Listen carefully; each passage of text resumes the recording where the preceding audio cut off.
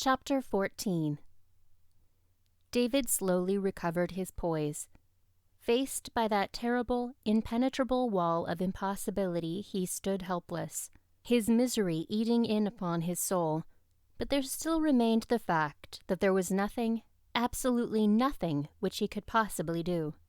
At times the truth rose to the surface, the wretched truth, that Kate was at fault, that having done the deed she should abide by it, and not try to keep a hold upon him. But it was not often he was able to think in this way. Most of the time he mourned over and for the lovely girl he had lost. As for Marcia, she came and went unobtrusively, making quiet comfort for David which he scarcely noticed. At times he roused himself to be polite to her, and made a labored effort to do something to amuse her, just as if she had been visiting him as a favor, and he felt in duty bound to make the time pass pleasantly. But she troubled him so little with herself that nearly always he forgot her. Whenever there was any public function to which they were bidden, he always told her apologetically, as though it must be as much of a bore to her as to him. And he regretted that it was necessary to go in order to carry out their mutual agreement. Marcia, hailing with delight every chance to go out in search of something which would keep her from thinking the new thoughts which had come to her, demurely covered her pleasure and dressed herself dutifully in the robes made for her sister, hating them secretly the while, and was always ready when he came for her. David had nothing to complain of in his wife, so far as outward duty was concerned, but he was too busy with his own heart's bitterness to even recognize it. One afternoon, of a day when David had gone out of town, not expecting to return until late in the evening, there came a knock at the door. There was something womanish in the knock, Marcia thought, as she hastened to answer it, and she wondered, hurriedly smoothing her shining hair, if it could be the aunts come to make their fortnightly afternoon penance visit. She gave a hasty glance into the parlor, hoping all was right, and was relieved to make sure she had closed the piano. The aunts would consider it a great breach of housewifely decorum to allow a moment's dust to settle upon its sacred keys. But it was not the aunts who stood upon the stoop, smiling and bowing with a handsome assurance of his own welcome. It was Harry Temple. Marcia was not glad to see him. A sudden feeling of unreasoning alarm took possession of her. "You're all alone this time, sweet lady, aren't you?" he asked with easy nonchalance as he lounged into the hall without waiting her bidding. "Sir," said Marcia, half frightened, half wondering. But he smiled reassuringly down upon her and took the doorknob in his own hands to close the door. "Your good man is out this time, isn't he?" He smiled again, most delightfully. His face was very handsome when he smiled. He knew this fact well. Marcia did not smile. Why did he speak as if he knew where David was, and seemed to be pleased that he was away? "My husband is not in at present," she said guardedly, her innocent eyes searching his face. "Did you wish to see him?" She was beautiful as she stood there in the wide hall, with only the light from the high transom over the door, shedding an afternoon glow through its pleated Swiss oval. She looked more sweet and little girlish than ever, and he felt a strong desire to take her in his arms and tell her so. Only he feared, from something he saw in those wide, sweet eyes, that she might take alarm and run away too soon. So he only smiled and said that his business with her husband could wait until another time. And meantime he had called to fulfill his promise to play for her. She took him into the darkened parlor, gave him the stiffest and stateliest haircloth chair, but he walked straight over to the instrument, and with not at all the reverence she liked to treat it, flung back the coverings, threw the lid open, and sat down. He had white fingers, and he ran them over the keys with an air of being at home among them, light little airs dripping from his touch like dew from a glistening grass blade. Marcia felt there were butterflies in the air, and buzzing bees, and fairy flowers dancing on the slightest of stems, with a sky so blue it seemed to be filled with the sound of lily bells. The music he played was of the nature of what would be styled today popular, for this man was master of nothing but having a good time. Quick music with a jingle he played, that to the puritanic-bred girl suggested nothing but a heart bubbling over with gladness. But he meant it should make her heart flutter and her foot beat time to the tripping measure. In his world, feet were attuned to gay music, but Marcia stood with quiet dignity a little away from the instrument, her lips parted, her eyes bright with the pleasure of the melody, her hands clasped, and her breath coming quickly. She was all absorbed with the music. All unknowingly, Marcia had placed herself where the light from the window fell full across her face, and every flitting expression as she followed the indolent sound was visible. The young man gazed, almost as much pleased with the lovely face as Marcia was with the music. At last he drew a chair quite near his own seat. "Come and sit down," he said, "and I will sing to you. You did not know I could sing too, did you? Oh, I can. But you must sit down, for I couldn't sing right when you are standing." He ended with his fascinating smile, and Marcia shyly sat down, though she drew the chair a bit back from where he had placed it, and sat up quite straight and stiff with her shoulders erect and her head up. She had forgotten her distrust of the man in what seemed to her his wonderful music. It was all new and strange to her, and she could not know how little there really was to it. She had decided, as he played, that she liked the kind best that made her think of the birds and the sunny sky, rather than the wild, whirly kind that seemed all a mad scramble. She meant to ask him to play over again what he played at the beginning, but he struck into a Scotch love ballad. The melody intoxicated her fancy, and her face shone with pleasure. She had not noticed the words particularly, save that they were of love, and she thought with pain of David and Kate, and how the pleading tenderness might have been his heart calling to hers, not to forget his love for her. But Harry Temple mistook her expression for one of interest in himself.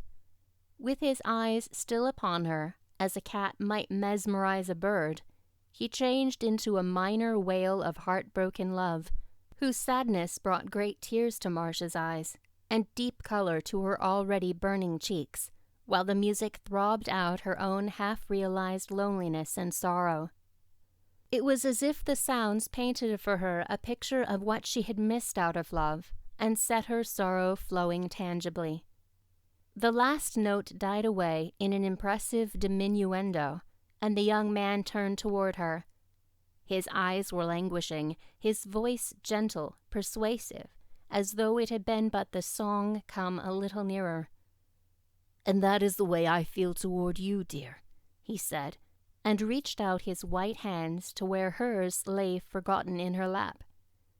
But his hands had scarcely touched hers before Marcia sprang back, in her haste knocking over the chair.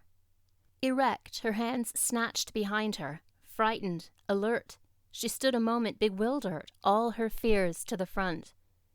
Ah, but he was used to shy maidens. He was not to be baffled thus. A little coaxing, a little gentle persuasion, a little boldness, that was all he needed. He had conquered hearts before, why should he not this unsophisticated one? "Don't be afraid, dear, there is no one about, and surely there is no harm in telling you I love you, and letting you comfort my poor broken heart to think that I have found you too late." He had arisen, and with a passionate gesture put his arms about Marcia, and before she could know what was coming, had pressed a kiss upon her lips. But she was aroused now. Every angry force within her was fully awake. Every sense of right and justice inherited and taught came flocking forward. Horror unspeakable filled her, and wrath, that such a dreadful thing should come to her. There was no time to think. She brought her two strong, supple hands up and beat him in the face, mouth, cheeks, and eyes with all her might, until he turned blinded, and then she struggled away, crying, "You are a wicked man!" and fled from the room. Out through the hall she sped to the kitchen, and flinging wide the door before her, the nearest one at hand, she fairly flew down the garden walk, past the nodding dahlias, past the basking pumpkins, past the whispering corn, down through the berry bushes at the lower end of the lot, and behind the currant bushes. She crouched a moment, looking back to see if she were pursued. Then, imagining she heard a noise from the open door, she scrambled over the low back fence, the high comb with which her hair was fastened falling out unheeded behind her, and all her dark waves of hair coming about her shoulders in wild disarray. She was in a field of wheat now, and the tall shocks were like waves all about her, thick and close, kissing her as she passed with their bended stalks.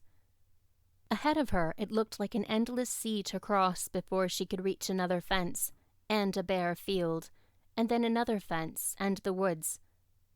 She knew not that in her wake she left a track as clear as if she had set up signals all along the way. She felt that the kind wheat would flow back like real waves and hide the way she had passed over. She only sped on to the woods. In all the wide world there seemed no refuge but the woods. The woods were home to her.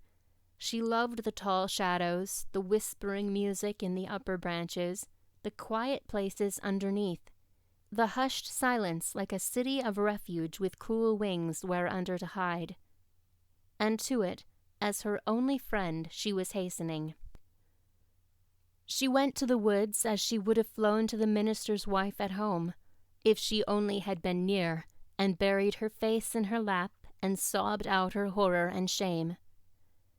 Breathless she sped, without looking once behind her, now over the next fence and still another.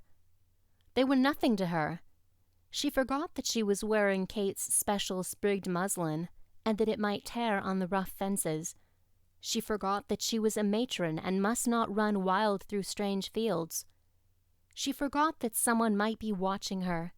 She forgot everything save that she must get away and hide her poor, shamed face.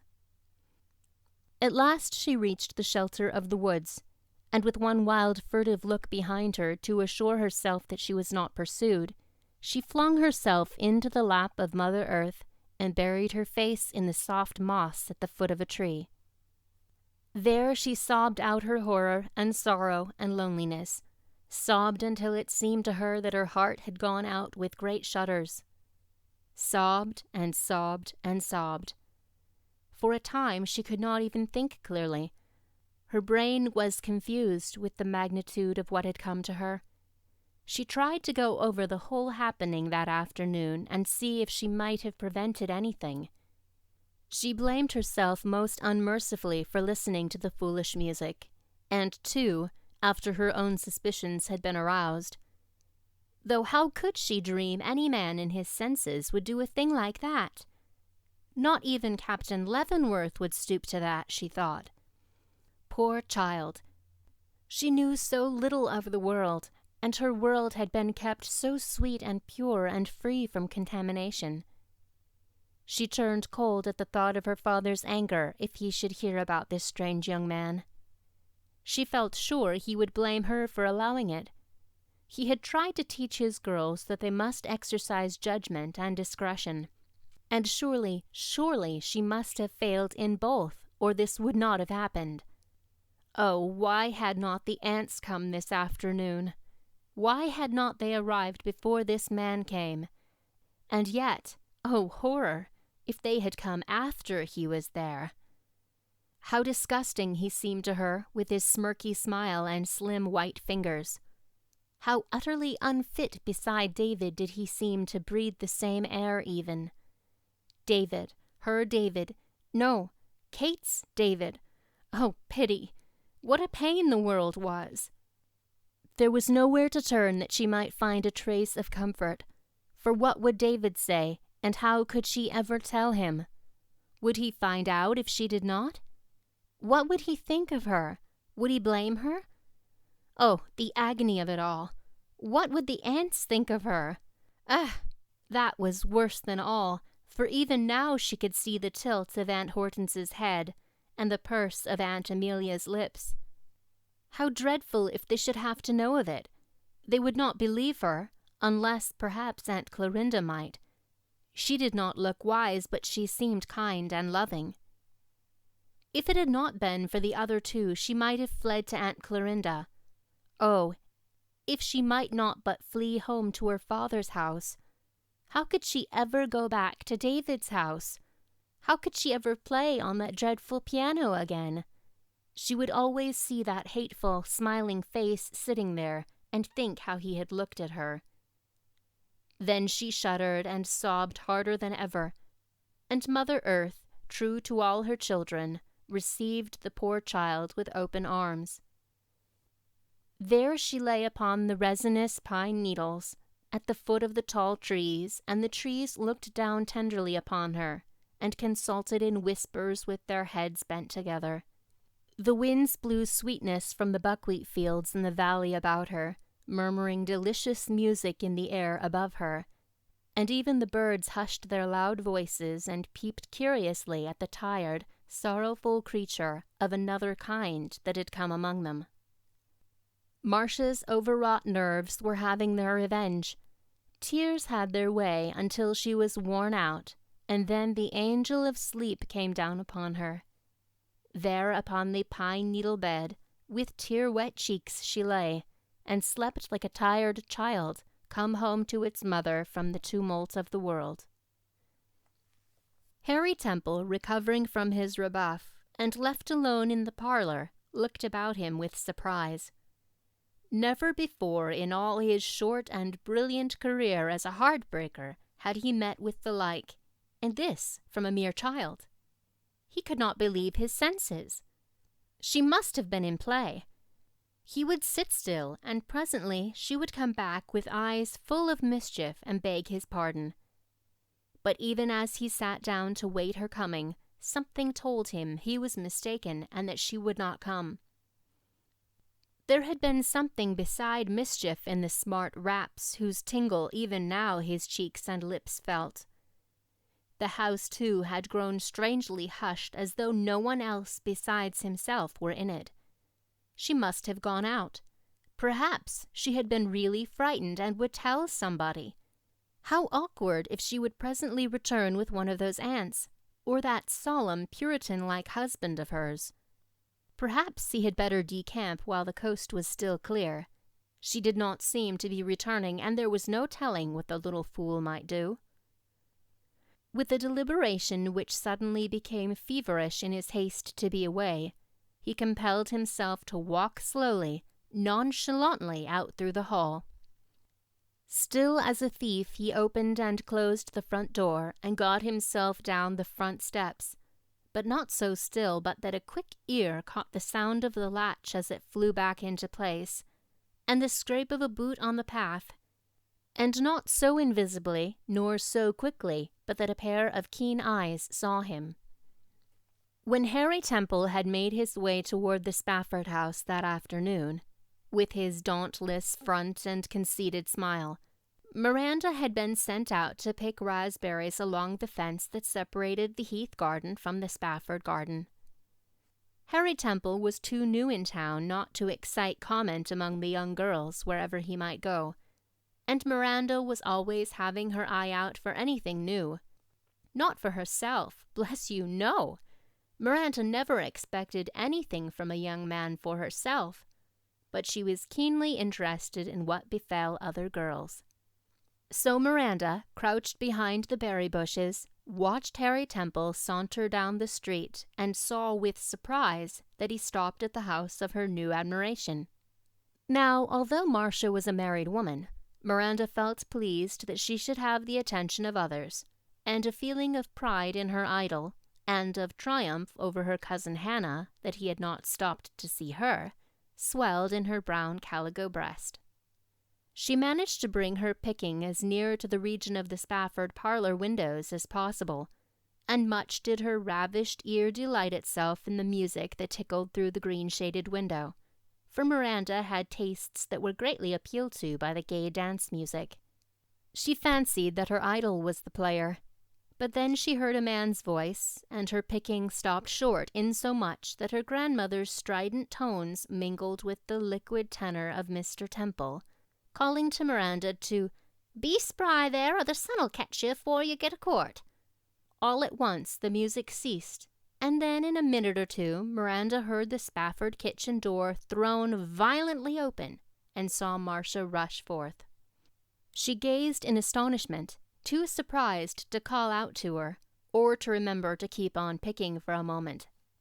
She watched her as she fairly flew down between the rows of currant bushes, saw the comb fly from her hair, saw the glow of excitement on her cheek, and the fire in her eye, saw her mount the first fence. Then suddenly a feeling of protection arose within her, and with a hasty glance toward her grandmother's window, to satisfy herself that no one else saw the flying figure, she fell to picking with all her might. But what went into the pail, whether raspberries or green leaves or briars, she did not know. Her eyes were on the flying figure through the wheat, and she progressed in her picking very fast toward the lower end of the lot, where nothing but runty old sour berries ever grew, if any at all. Once hidden behind the tall corn that grew between her and her grandmother's vigilant gaze, she hastened to the end of the lot and watched Marcia. Watched her as she climbed the fences, held her breath at the daring leaps from the top rails, expecting to see the delicate muslin catch on the rough fence and send the flying figure to the ground senseless, perhaps. It was like a theater to Miranda, this watching the beautiful girl in her flight, the long dark hair in the wind, the graceful untrammeled bounds. Miranda watched with unveiled admiration until the dark of the green-blue wood had swallowed her up.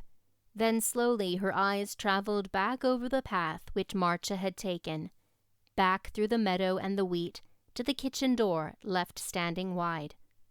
Slowly, painfully, Miranda set herself to understand it. Something had happened. That was flight with fear behind it, fear that left everything else forgotten. What had happened? Miranda was wiser in her generation than Marcia. She began to put two and two together. Her brows darkened, and a look of cunning came into her honest blue eyes. Stealthily she crept with cat-like quickness along the fence near to the front, and there she stood like a red-haired nemesis in a sunbonnet, with irate red face, confronting the unsuspecting man as he sauntered forth from the unwelcoming roof where he had whiled away a mistaken hour. "What you been saying to her?" It was as if a serpent had stung him, so unexpected, so direct. He jumped aside and turned deadly pale. She knew her chance arrow had struck the truth, but he recovered himself almost immediately when he saw what a harmless-looking creature had attacked him. "Why, my dear girl," he said patronizingly, "you quite startled me. I'm sure you must have made some mistake." "I ain't your girl, thank goodness," snapped Miranda. "And I guess by your looks there ain't anybody dear to you but yourself. But I ain't made a mistake. It's you I was asking. What you been in there for?" There was a blaze of defiance in Miranda's eyes, and her stubby forefinger pointed at him like a shotgun. Before her the bold black eyes quailed for an instant. The young man's hand sought his pocket, brought out a piece of money and extended it. "Look here, my friend," he said, trying another line. "You take this and say nothing more about it. That's a good girl. No harm's been done." Miranda looked him in the face with noble scorn, and with a sudden motion of her brown hand, sent the coin flying on the stone pavement. "I tell you I'm not your friend, and I don't want your money. I wouldn't trust its goodness any more than your face. As for keeping still, I'll do as I see fit about it. I intend to know what this means, and if you've made her any trouble, you'd better leave this town, for I'll make it too unpleasant for you to stay here." With a stealthy glance about him, cautious, concerned, the young man suddenly hurried down the street. He wanted no more parley with this loud-voiced, avenging maiden.